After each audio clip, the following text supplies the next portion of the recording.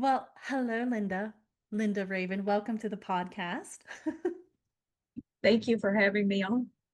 I appreciate it. We were actually just talking, like for a little bit before we hit record here, and we were talking about how you have been named runner-up for a very cool award. Can you tell us a little bit about that? Yes, so it's the Pirates Alley Faulkner Wisdom Writing Competition. And I entered in the individual poem category. And Julie Kane, who is a former poet laureate of Louisiana, she selected my poem, The Two Halves of Anne, which was a poem I wrote about meeting Anne Rice twice. Oh, wow. So that was the one that I had decided to enter. So I got a notification that they had narrowed the short list down to 16 poems. They sent us the list with all the titles. Hmm. And then I found out the other day that I'm a runner up. That's amazing. And I would be remiss if we did not talk a little bit about Anne Rice for a minute. How was that meeting her? Well, it was very cool, but the reason that I wrote this poem in the first place was because my two meetings with her were so very, very different. Really? It was like meeting two different people Very entirely, fascinating. because the first time that I met her was in 1995, and Interview with the Vampire had just come out on video cassette, Oh, and yeah. she was at a video store in Nashville, Oh, that's so fun. and she came out in full regalia. I mean, she had on a witch hat. It was Halloween season. Hmm. Just a whole like head to toe witch outfit, the jewelry, everything, Wow. um, and it was just her vibe, of course, as always in her public Mhm. appearances, her vibe was just so very, very gothic and, Yeah. and Yeah. cool, What But was the then second one? the second time I saw her was after she had become born again. So Oh. it was at a Catholic church in Birmingham, Hmm. and she just looked like somebody's sensible elementary school teacher. She had cut That's her amazing. hair into a bob, let it go gray, wearing a vest, and a high collar. Wow. No vampires, no witches. Her book was Christ Out of Egypt that she had just published. That's amazing. You meet very interesting people. Anne Rice, Hart Phoenix, River Phoenix, and Joaquin Phoenix's mom. Well, and Summer Rain and Liberty, of course, but very I've met cool people. Liberty. Yeah. Liberty, that's so cool. I have to ask, are you watching the new Interview with the Vampire? I have not watched the remake. Linda.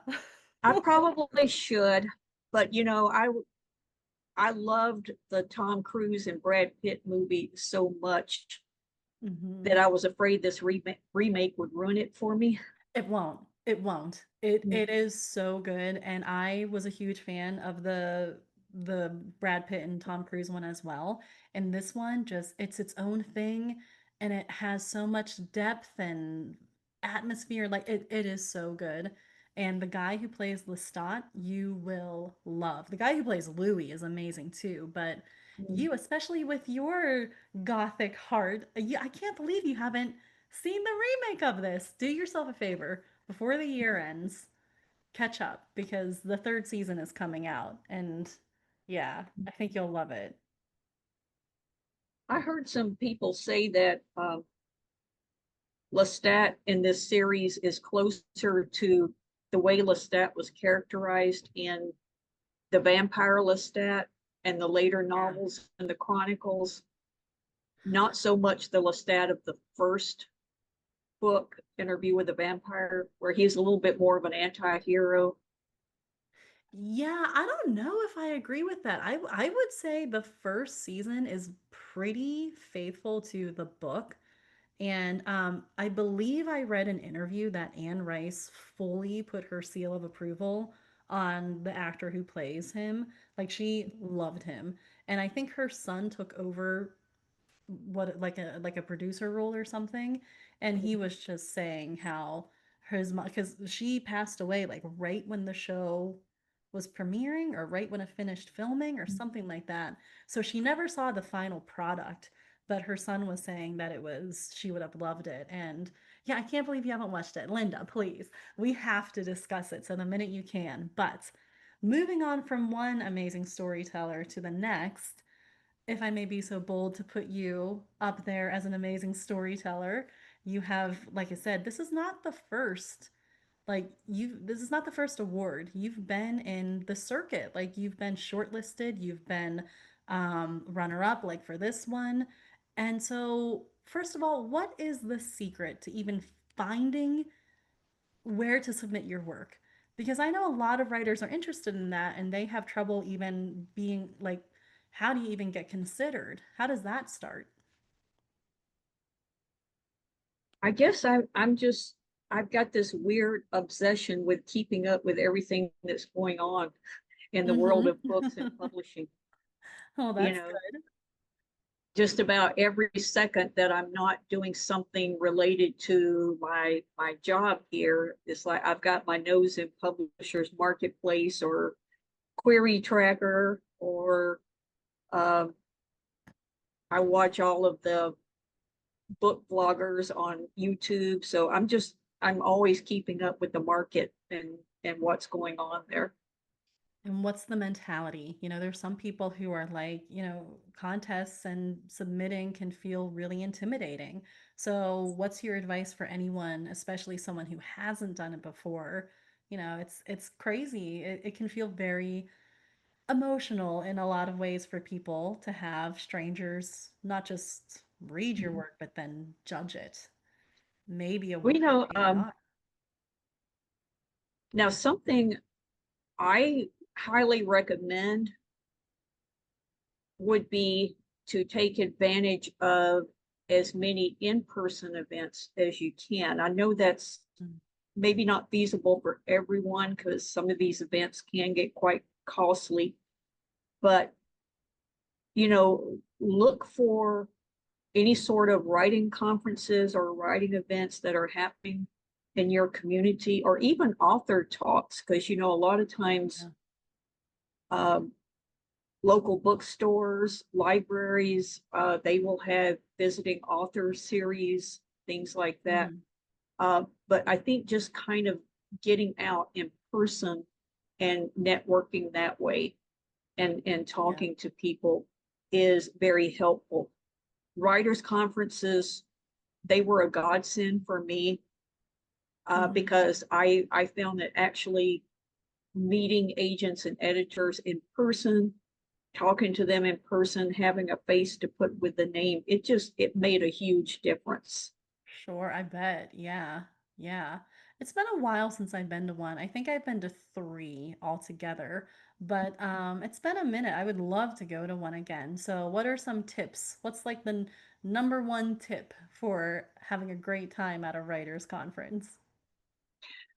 I think the number one tip when you go to a writers conference is be prepared to ask a lot of questions that are not about yourself. Yeah. When you sit down next to an agent or an editor or a fellow writer, ask questions about them. Hmm. What do you do? What have you written lately? What have been your favorite submissions that you've received? Yeah. Um, Show that you're interested in talking about them. And then, the perk of that is it gets them to open up. And next thing you know, you've got a dialogue. And once Hmm. you've got a dialogue going, they might reciprocate. So they might express interest in you and what you're doing. Yeah. For people who don't know, this is the first time you're appearing on the podcast, but you and I have known each other for a number of years now. And something that I always liked about you is that, like, if someone were to be writing your story, I would describe you as a main character. You're full of agency.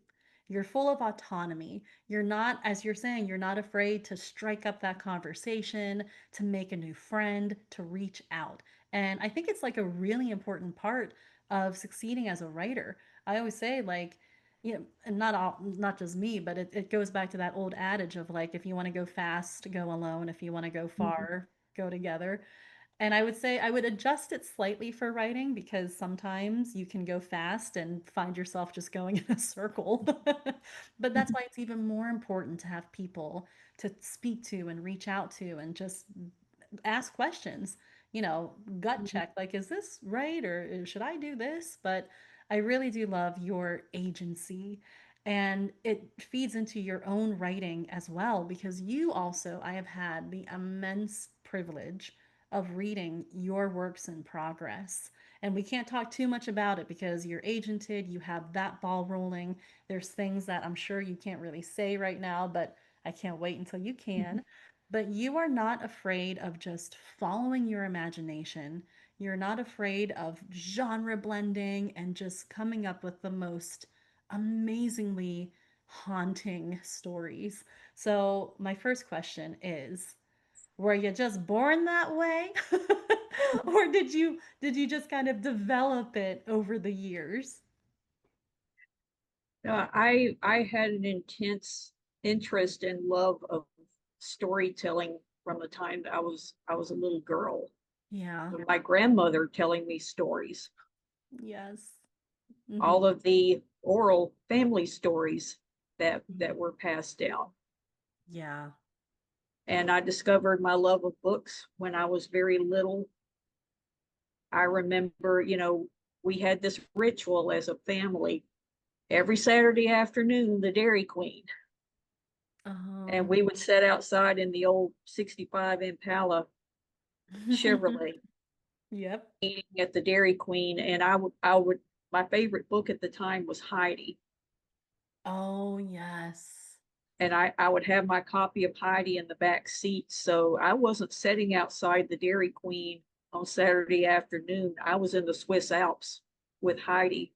Aw, yeah. So I wrote my first novel when I was 9. Oh my goodness. I drafted it on, I'll never forget, I bought this big old package of loose leaf pink notebook paper Yes, I and love wrote the it. story of Amigo the giraffe, which Aw. turned into a 300-page tome. But see, I had read Bambi, and I don't mean the Walt Disney version of Bambi. I mean the novel Bambi by Felix. I think it was Felix Salter or Salter. Oh,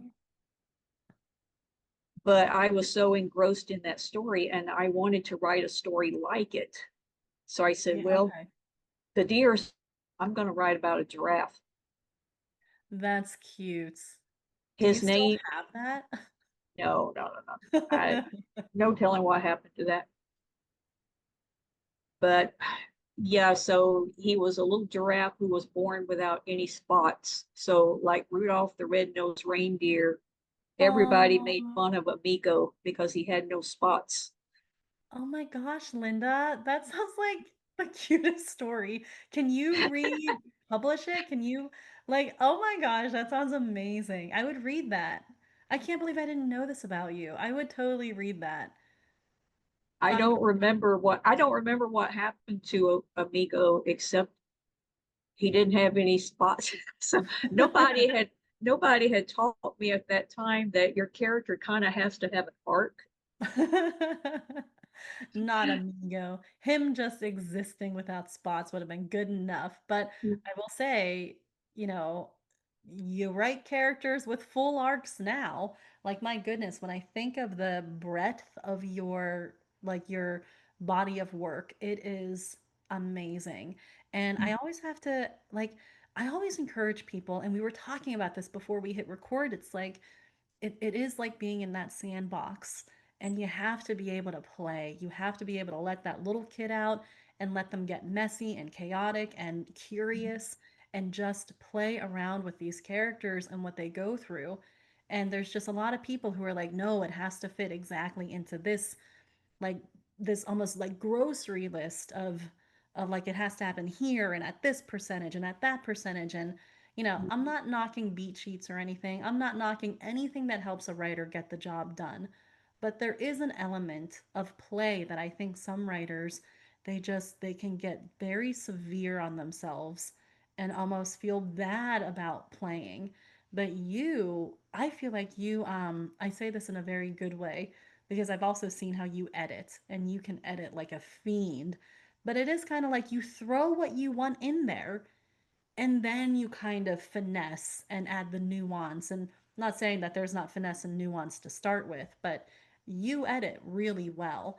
And so, what is it about like the process when you think of a story, that playfulness, that ability? You have an insane ability of, like I say, just adding elements and really being able to blend stuff that on paper you're like, I don't know, that might sound confusing. But when you write it, it's like this perfect marriage of, the ice cream topping that doesn't sound good, but somehow, like when you have it, it sounds great and tastes delicious.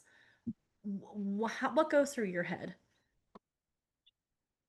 I think I'm a big proponent of Stephen King's strategy, the what else strategy.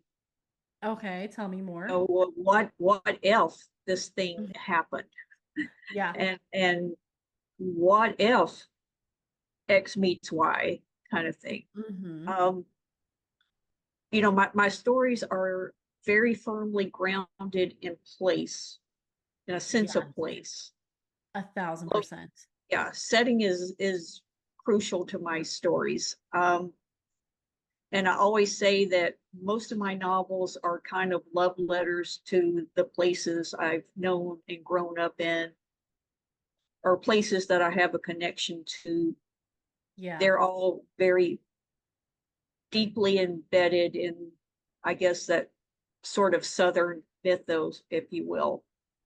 But You're, yeah.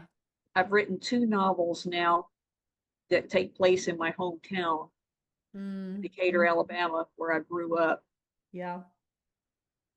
I've got one which was kind of an abandoned novel, but I'll go back to eventually, that was set in Lawrenceburg, Tennessee, which Hmm. is a town that I have a very close connection with because of my great grandmother being from That's there. awesome.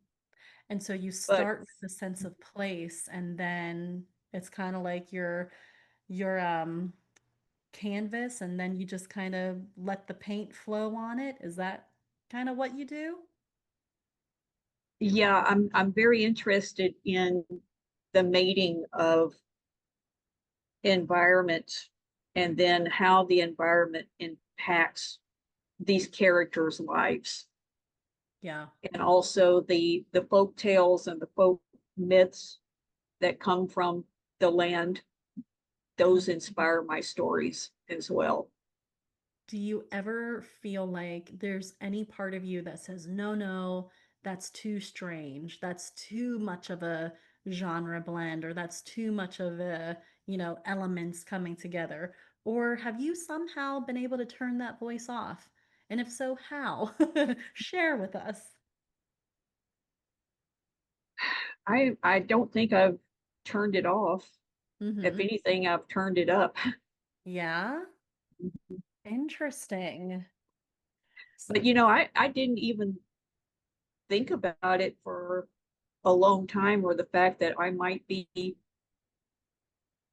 mopping myself into a corner writing stories that maybe I can't sell. I just never thought about it that way because I just always wrote what I wanted to write. Yeah. Well, I I mean, it's always, serving you well. You got your agent, you're on sub. I mean, I don't want to say too much because, there's things that we just can't say, but It is your work is so atmospheric, like right off the top. Like you are a magician with sense of time and place. Like your settings are no joke. And it's just like this real wonderful marriage of wild, weird, and I say that as a huge compliment, and just the unexpected. And reading your work is a joy. So tell me about, you say that voice is kind of higher up in your head. Um, does it make you approach your writing differently?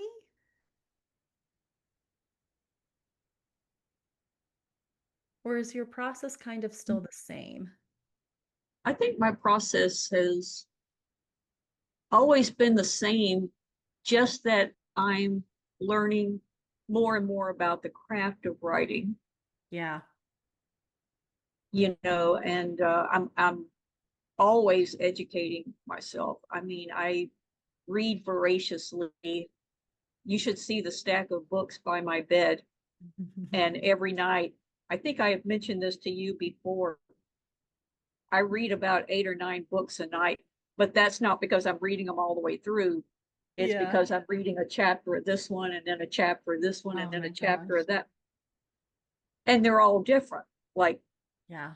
a couple of the books will be classics, 2 or 3 of them will be something contemporary, Uh-huh. something that was published in the last 5 months or so. One of Yeah. them might be the latest New York Times bestseller, and then another might be Mhm. something that was written 200 years ago. One of them might be a work of nonfiction. One of them might be a memoir. But that's how I keep my brain stimulated. And I feel like that gives me so much insight into how your books come together because I know too, like some of your books do follow the path of like a nonfiction line, like historical event wise. You really pull from really interesting places. And you mentioned that you like to intake, you like to read, you like to learn, ask questions. And the reason we got together is because I was privileged enough to be an editor for one of your books, and then we've continued this fabulous relationship. And so I've always been of the mindset that what got you to where you are won't get you to where you want to be, only because we need different tools, mentors, peers. We need different stuff at different levels of our lives. And so you must have hit a point where you were like, you know what? I've read the books or maybe I've taken the courses and stuff, but now I think it's time I want to work with someone and have that kind of relationship, editor, mentor, whatever that relationship might be for someone listening. Um, what was the impetus for you to say, you know what, I think I need like more one-on-one intensive help? well, again, I came through an MFA writing program. Mm-hmm. It's been several years, but that experience was, it was so enriching because you're constantly getting feedback and validation. Yeah. And you write, it's like it's that instant gratification sort of thing. It's why we get addicted to social media, right? Because you can write something and instantly get reactions to it. Well, Absolutely. yeah, that that feeling can get quite addictive. And but it's in a very good way, right? Because it's nurturing, I feel like. It's validating and it's nurturing, and it keeps you on your toes, right? It keeps you from getting Yeah. too complacent and thinking you're all that and a Mm-hmm. bag of chips when maybe you're not. You're not Right. all that in a bag of chips, right? Um, so yeah, I wanted to reach out to get feedback on my work, and of course, I work with critique partners, beta readers, but I also felt like, because again, if you're working with critique partners, they're only reading maybe a couple of chapters at a time, if that Mm-hmm. much. Yeah. And it's hard to keep track, if you're reading one novel over 6 months, just a chapter here and there, you're not getting the big picture. Mm, And yeah. I really felt like I wanted to reach out and get that big picture perspective, Yeah. just go in all the way and get someone to actually read the full manuscript and be able to give me feedback. Yeah. And I kind of went back and forth on that because, I mean, it's a lot of money out of pocket for a lot of people to Sure. do that. Developmental editors do not come cheap, but I would you agree guys with you guys are worth it. You guys you. are worth it though. Um, because again, the feedback that I've gotten from you has been so invaluable because it does come from that bigger picture perspective where Mhm. you've been able to see the whole house that I put together. And Yeah. then we can, once we know what the house is and how it's structured, then we can think about, do we need to pull this card out here or pull this card out there? So Yeah. Well, and thank you for those very nice words. And I will also say that one, you're right. Editing is an investment, especially for anyone. I mean, actually, whether you're self-publishing or trad publishing, some people just really want that developmental edit. And I would say it's probably one of the most pricey things in terms of investment for a writing career. But you're right. If you can find a good one, because they're not all equal. And I have a whole different episode on red flags and green flags and stuff like that. But I'm so grateful we found each other because there's another side to this where the author has to be willing to listen to the edits because I've totally worked with people who have hired me and at the end of the day didn't want to take any of the editorial suggestions or even have that conversation and so you're such a great person to bounce ideas off of and to brainstorm with. And every session we have, it's like this really fun, like slumber party energy of let's talk about your book and see how we can make it even better and how we can really make your vision even more pronounced and enhanced and cinematic. Although your books are very cinematic. And so you already well, bring see, that to the table. every time that we talk about one of my books, I have the light bulb moment. Aw, that means a lot.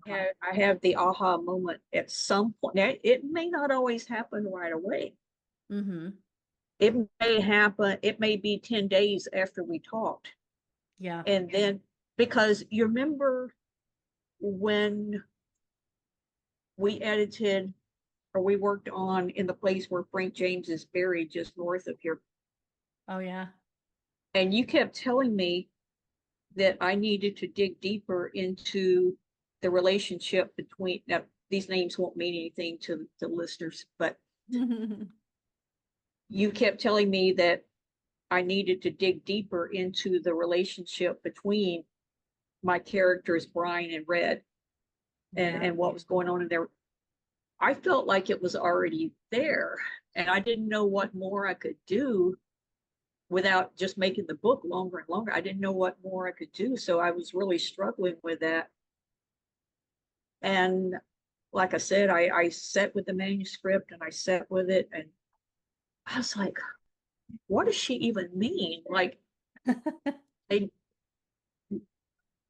and I thought about it some more, and I was like, oh. And then the scenes started coming, the conversations Yeah. that I could have between them. And Yeah. it was not big things. It was little fine brush strokes. You But I know, said, go ahead. this I is didn't mean what to interrupt you. this is what I can do Hmm. just to give the reader a deeper sense of why this conflict exists Yeah. between these two men. So I'm just using that as an example to point Yeah. out how the conversations that we have in some Hmm. way always lead me to those light bulb moments. Well, and that's what I love about this, what I do in this relationship. One of my approach to editing. is kind of based on one of my favorite quotes about art in general. Michelangelo had said, and I might not get this word for word, but he said basically, I saw an angel in the marble and I carved until I set her free. And I always love that because there is this masterpiece in these ideas that people have. And for me, it's like a writer rolls in a huge slab of marble, and my job, like their masterpiece is there. They're rolling it in because they see something. And my job is to help them build the scaffold and hand them the tools and then say like, "Hey, like like there's something there in that corner. Can we see that more? Can you chisel it out a little bit better or something like that?" And then it's like we can both step back and now we see the angel in the marble, and it's such a cool job. Thank you for letting me do it because it's writers like you who give me that ability. And I'm so glad, like I said, like we met. But something else I wanted to ask you was, in this editing process, I again, it might not mean much for the listener now, but in a little bit of time, they might come back to this and revisit considering what's going on behind the scenes with you. But when you're editing, it's like the playful sandbox when you write, it's the canvas when you write, you're just kind of putting on all the colors. Then how do you feel, or let's say it this way, what's some advice you want to give to someone who's just like you and who does want to add all the weird, wonderful, beautiful things, but now they have to edit it? What have you learned from working with an editor, from working with me, from honing your own process that you can share?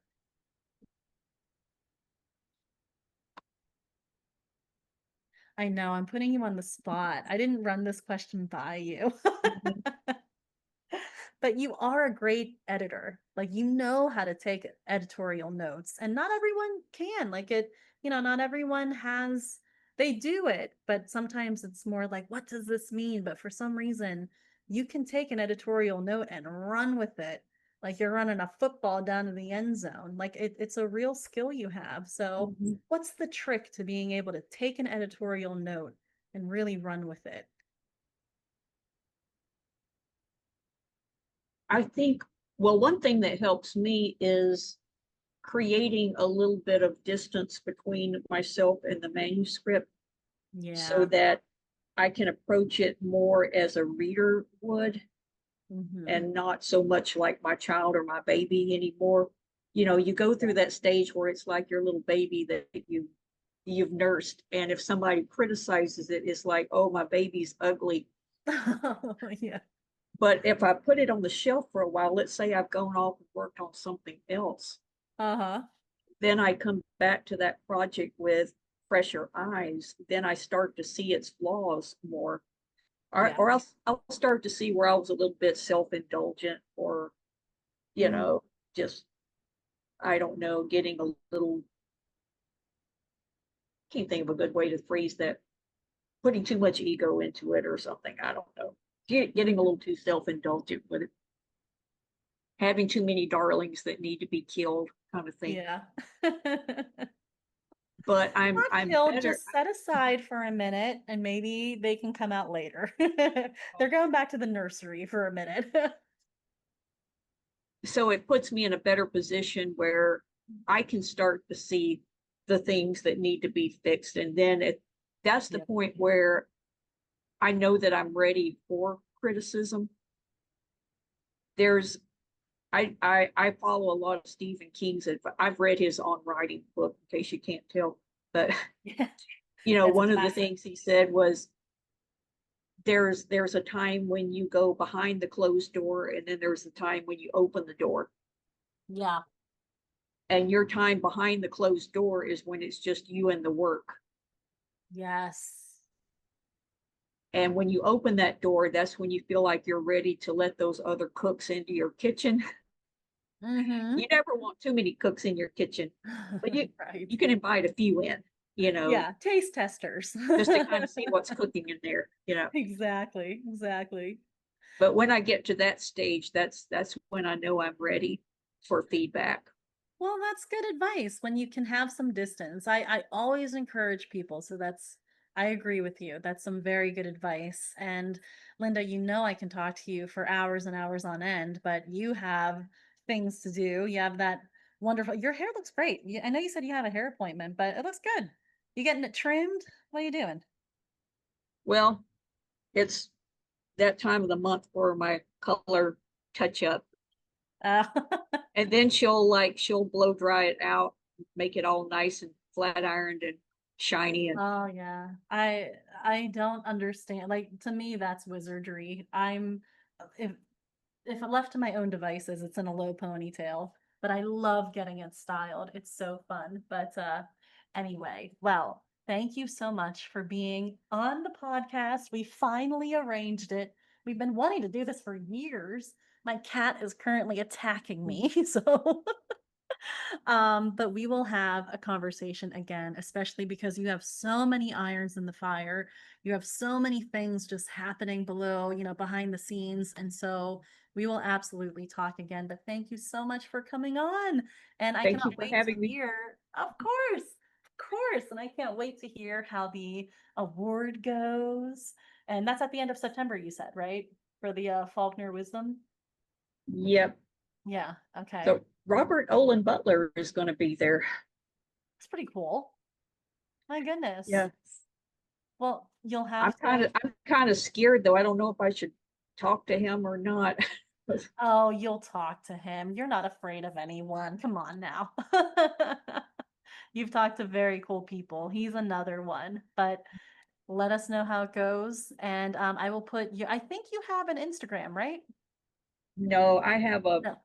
I'm on X. Oh, okay. I will put the link to that in the show notes so then people can follow you. And I don't think you have a website yet, right? I do have a website, deathangelblues.com. All right, I'll definitely put the link in the show notes there too. So thank you so much, my dear. It was so fun It needs some to work, but you. it's up and running. Story of my life. Needs some work, but it's up and running. All right, thank you. Thank you so much, and we will talk again. All right. All Bye right, bye. bye.